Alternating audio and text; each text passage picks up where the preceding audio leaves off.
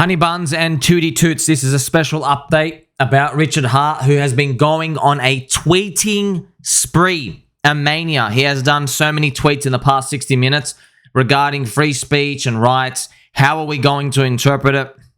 I'm going to deliver this information for you. Look, at the end of the day, the prices still suck. Prices are trash. We are down.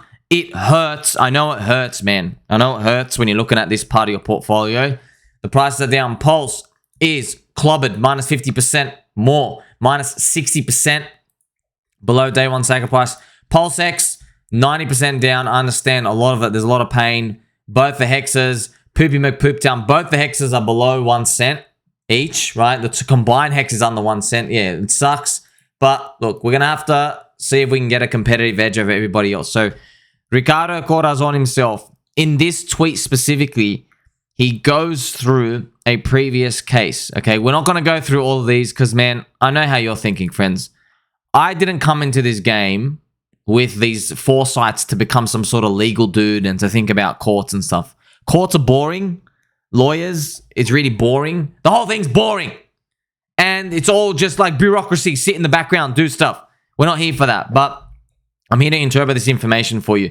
This whole post that he's gone can be summarized here. Because computer source code is an expressive means for the exchange of information and ideas about computer programming, we hold that it is protected by the First Amendment. So he's showing a case here by the court showing that, yes, source codes, even though it's information that the public can't understand, such as music.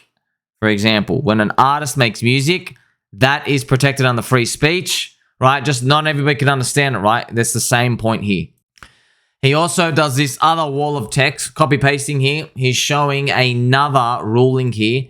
It was very interesting. This is Bernstein versus the Department of Justice. Privacy enabling technology is protected by the First Amendment. So there's a lot of information here when you go through this. And I guess the final part can be summarized here. You know, when it comes to these legal cases, I swear, man, you guys spend like 15,000 pages to write. We can just read in a summary. Here we go. While we leave for another day the resolution of these difficult issues, it is important to point out that Bernstein's is a suit not merely concerning a small group of scientists laboring in an esoteric field, but also touches on the public interest broadly defined. They even say here, from the beginning, they said, the government's efforts to regulate and control the spread of info relating to encryption may implicate more than the First Amendment rights of cryptographers. So this is actually fantastic to see. They've done the research. They've gone through, they've found these precedences. That's going to be a pain in the neck for the government. And then they have another reference point here. Kind hearts for charitable humans. Look at this. The OFAC violated the Fourth Amendment claim when it seized the plaintiff's assets without probable cause and prior judicial review and issuance of a warrant for seizure. He's obviously referring here to the SEC, the clowns, the clown honky honks. He's referring to them requiring maybe a seizure of staff, threatening staff, and for them to come out and just throw all these accusations out. He's saying, where's the review? Where's all of these? So it's super strong lawyer talk. I wouldn't be surprised if there is a team of lawyers and they've put all these cases together, these big cases, and it's fantastic to see. Richard himself also posted just this single post. Laws to limit the government's access to financial data. The Right to Financial Privacy Act. This was 1978. What happened to America? You know, when I'm reading these baby dolls, I'm like, wow, was this written a week ago? I'm like, no, it was written like freaking 30, 40, 50, 70 years ago. You guys had so much foresight, but now you got these clowns here. Now you have these clowns like Gary Gensler, the semen demon. You got these people in there. And I want you to know that, yes, I love the American country, right? Canada too, and South America. You can come hang out in the party too. I love the Constitution. I love all of these. It's just that you guys are really powerful and they know how to manipulate the people. I mean, you like, subscribe, but what and all. I've leveled you up. I've shown you how we get manipulated. And sometimes you just got to let yourself be manipulated in the game. So it's eye-opening to see this, that this is happening in the American judicial system and all this legal stuff. But hey, man, look, at the end of the day, even though it hurts our bags, yeah, man, I'm looking at these red candles and I'm like, man, I want to kill you. But on the other hand, you're like, look, man, they see a dude twerking in a clown suit and they see a couple of soy drinkers who have reported that money's been stolen. And they looked at it, and I reckon this is what I generally think, friends. I generally think they looked at it for 5 seconds and they go, oh, this is easy. This guy's a fraudster. See ya. That's it, right? They don't know how to use a log chart. You think these guys know how to use a log chart? Do you think they even know what uniswap.hex.vision is, the real chart of Hex? No. So this should quench the fears, sirs and madams. The fears should like dissipate over time. Richard also interjects with his own words. Now, look, he's probably in a room full of lawyers. I'm just speculating here. He's probably in a room full of lawyers, and they went through a lot, and they were bouncing off heaps of ideas, and they've all done their research. This is what, I'm just going to only assume this, okay? I hope to everybody out there, you never have to deal with lawyers, my gosh. Okay, so here he says, is associating your money with other people's money, is it a freedom of association? So he gets these different amendment stuff, these different argument points. I'm not a lawyer, dude.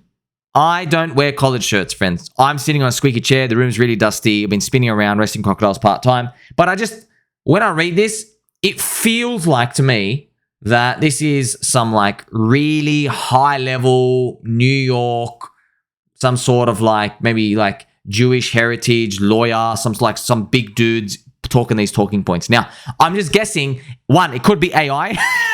Two, it could just be him regurgitating stuff. I don't know. And it could be his own language, but this is the sense I get from it when I'm reading this, because I've seen other lawyer stuff and I've just been like, oh man, you know, it hasn't really been inspirational. But this, you can get a feel, all of it's deliberate. And here we're going to see Ricardo Corazon himself speaks. Now, I'm just going to let you know, I'm going to be preparing for you. He does use an exclamation mark here, and there's some capital letters. So you're going to interpret this as a bit bearish, but don't worry, it's not that bearish. So he goes, blockchain. By the way, he misspelled blockchain. Blockchain equals, you do some maths, you publish the results publicly with a timestamp. Period. It is speech and publishing. How loudly must I scream it? It is peer-to-peer speech. It always has been. Exclamation mark. Now, I'm just being honest. This was the first tweet I actually saw, friends. I was recording videos for you. This was the first tweet I saw, and I was like, uh-oh. Why is he screaming? It's over. It's over. That's what I originally thought, but no. This is like he's tweeted many times before this, and this is how to interpret this. What I think is happening is he's joining everyone's mind to fight for the same cause. All right, he has to keep saying it out there in this public forum way to get everybody's opinion. He can't go out, start streaming, start talking about Q&A, start talking about his Willy Red Bulls anymore. He can't be doing that on the streams. He has to do it through this. So I think the court of public opinion will be very strong when it comes to this, you know? And it sucks, man. It sucks. I'm here for the green candles, man. I ain't here to be a lawyer. I like the dusty room, by the way. My slippers, they're really fluffy, okay? My slippers, they're never going to be brown leather shoes. No way. No way on a weekday. Never. Okay? But this is, you know, life throws you curveballs, friends. When life throws you curveballs, you got to eat some lemonade. Okay, so look at this. Is it peer-to-peer speech? Yes, it is. But like, let's be honest, right? When it comes to the government, do they ever sit down and do these little words and go, oh, left, right, up, down? No, they don't. They just say, they actually have a cause in there. Just being completely honest. They have a cause in there, like if it quacks like a duck. I remember Garbage Gensler himself, right? Gary Gensler, the semen demon, right? When he was guzzling, he mentioned that he's like, if it looks like a scam, it probably is a scam. That's exactly what he said. And what it basically means is, I can't believe in the American people actually let people do it. It's kind of like they're looking, here's their googly eyes, and they go, oh, this looks like a scam. Okay, let's shut it down. I kind of got the feeling it's a scam. So they basically want to absolve themselves from doing any hard work and research. That's just ultimate power. Ultimate power. Just imagine you had the power to go tell someone, hey man, You look like someone who sells illicit substances. You've got a neck tattoo. Oh, you've got an earring. You know what? Yeah, you look like you sell illicit substances. Let me put you in jail. That wouldn't go by very well, would it? But why do we let these scum, why do we let this person all drinking all that semen for himself, why do we let them do it?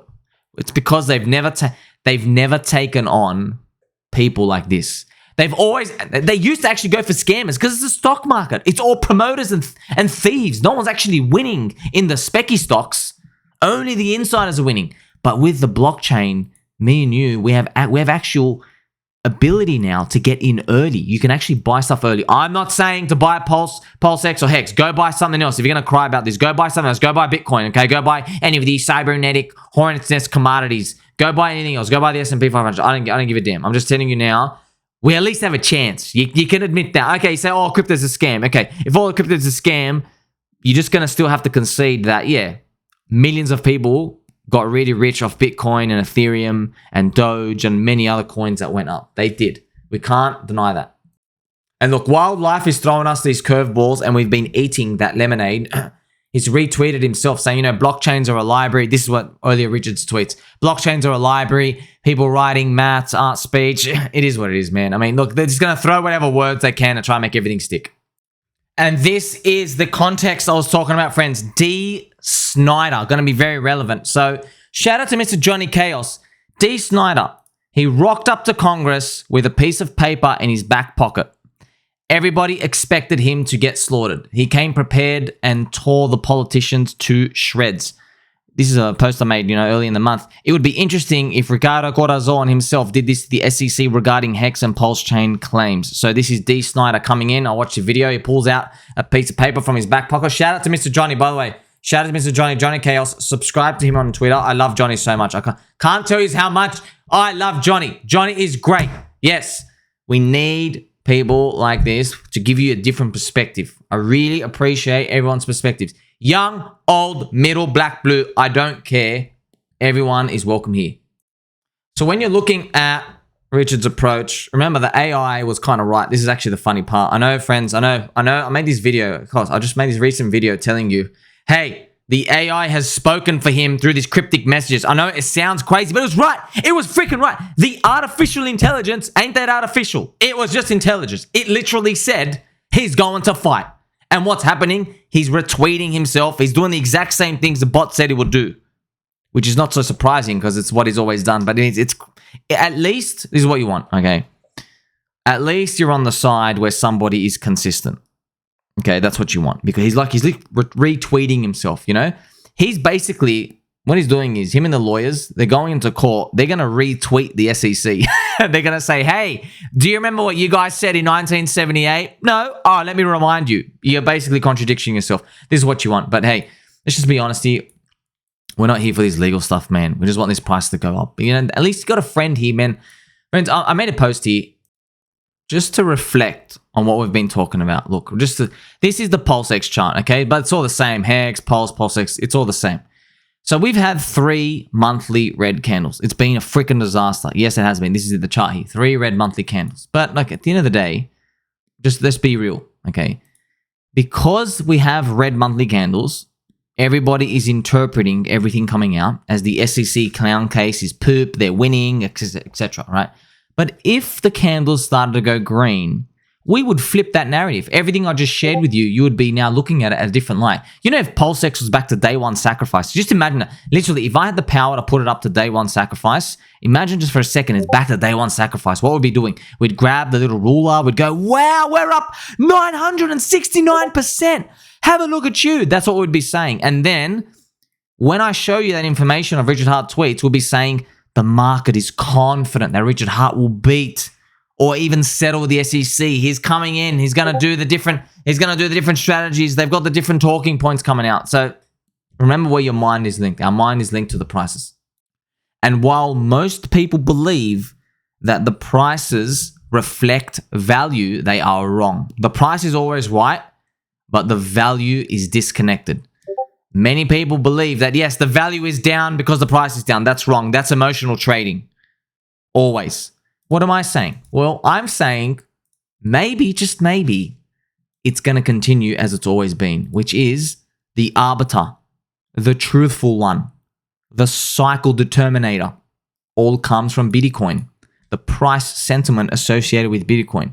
Perhaps that's what's going to get us to move from the poopy price zone and closer towards where we think fair value is. And where is fair value? I don't know, but I sure hope it's much higher than it is right now. Like, subscribe, press the bell button. I appreciate every single one of you. Let's shock the algorithm, friends. Catch you in the next one.